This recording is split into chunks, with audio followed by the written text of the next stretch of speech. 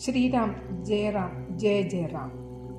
രാമക്ഷേത്രത്തിൻ്റെ യഥാർത്ഥ ശില്പിയായ പത്മശ്രീ കെ മുഹമ്മദിൻ്റെ വാക്കുകൾ നിങ്ങൾ കേട്ടിട്ടുണ്ടോ? ഞാൻ ഈ വീഡിയോയിലൂടെ ആ കാര്യങ്ങൾ പറയുവാൻ ആഗ്രഹിക്കുന്നു. അപ്പോൾ ഷോർട്സ് വീഡിയോ കാണുന്നവരാണെങ്കിൽ ചാനലിൽ ഡീറ്റെയിൽസ് ആയിട്ടുള്ള വീഡിയോ ഉണ്ട്, അത് ദയവായി പോയി കാണണം.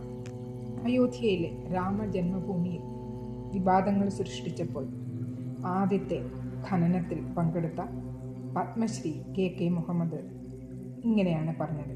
1976-77 ആദ്യത്തെ എക്സ്കവേഷൻ പ്രൊഫസർ BB ലാലിൻ്റെ കീഴിൽ അദ്ദേഹം നടത്തുവാൻ അയോധ്യയിലോട്ട് പുറപ്പെട്ടത്.